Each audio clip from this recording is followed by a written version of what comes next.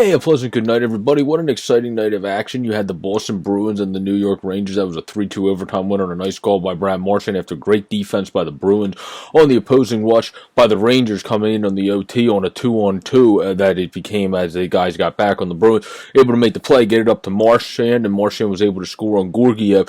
Chris Wagner had a great shorthanded goal. He was able to go on the breakaway and put one over his glove side there and look good. So I think that he definitely played a little bit better, Georgiev, this game. Oh, that's not. But he did not play nearly as well.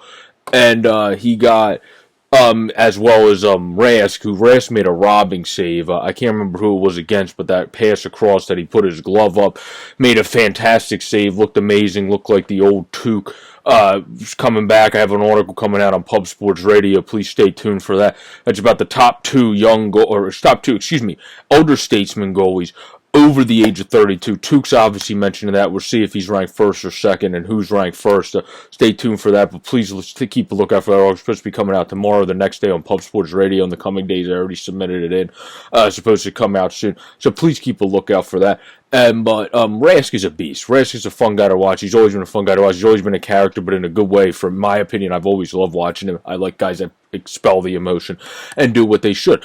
Having the Carter Hart slam the stick, I was fine with that. I didn't care. I mean, the team seemed to get sparked by that.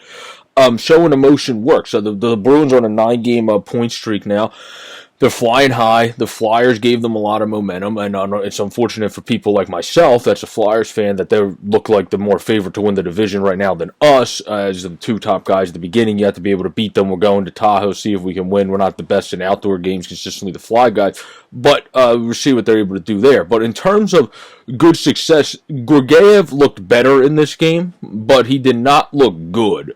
He looked better, so he was still not as sharp on breakaways. I think on being able to chip it, just keep chipping it over your glove side and then being able to chip it over your blocker side, you should be a little bit more technically sound on breakaways as an NHL goaltender, not have like Koskinen-esque stuff like last night where Dadonov came in for the Senators and was able to score by kind of just pushing the puck through him almost. That's not what you want to see in the NHL level. I still saw that from Georgiev, but we'll be able to see if he's able to actually perform up to snuff and get more consistent as time goes on here.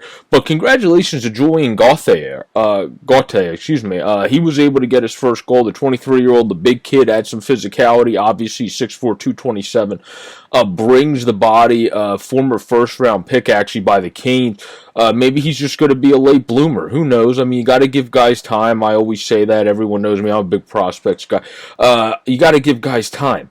He was fine with the Charlotte Checkers. He actually put up decent numbers. Maybe to compare more to a bottom three or a third liner in the NHL. But who cares? If he does really well at that, he's going to develop, bro. Julien Gauthier, I think, has a great chance to have a good career.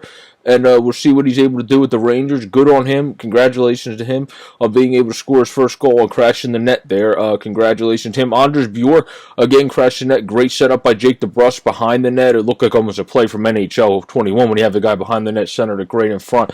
Anders Bjork was wide open. The Rangers defense just had a big lapse in judgment. Somehow Bjork was able to just drift right into the slot, and it was dumbfounding how nobody was able to notice him, but he made a nice play himself and was able to get in there and execute. And then we had Kevin Rooney, who's actually having a really solid, productive season thus far. 4 points plus 6, 3-to-1 goals to assists for him thus far.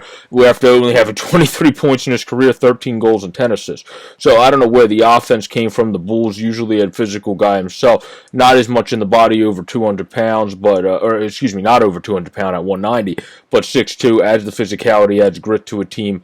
Again, a guy that's been pretty damn good in the AHL with Binghamton and others being able to bring the physicality and the spunk and the punch in the Calder playoffs with the Albany Devils, or the Binghamton Devils is what they are now. So he's a veteran. He's been around the block. It seems like maybe he's figuring out the NHL 27. Maybe he got 2 late bloomers in this game. One that bloomed it just a little bit late because you're supposed to be a top prospect that took quicker in Gauthier. And then you got Rooney, who took a long time, obviously, but is undrafted, so he's not a guy that you're looking at to say, well, I mean, we thought that he would develop quickly. He's a guy you're looking at, you're playing with house money, and he's looked really good this year. Congratulations to him. Got to shout out him. Got to shout out the underdog performers. I love doing that. And then Marchand. I mean, Marchand to close this out. Marchand's Marchand. 8-8, 16. Wasn't even supposed to be back right away.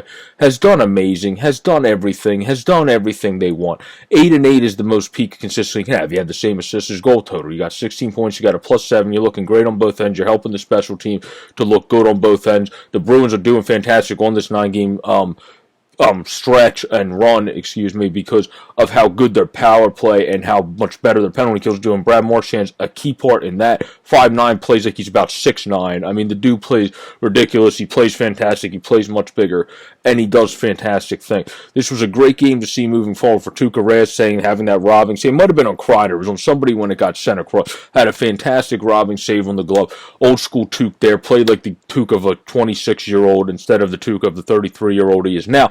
But still a great goaltender. Still going to be great for years to come if he wants to keep playing. We don't know with Tuukka, big family guy, which is admirable. Love him. Love that about him as well. But we'll have to see what he's able to do.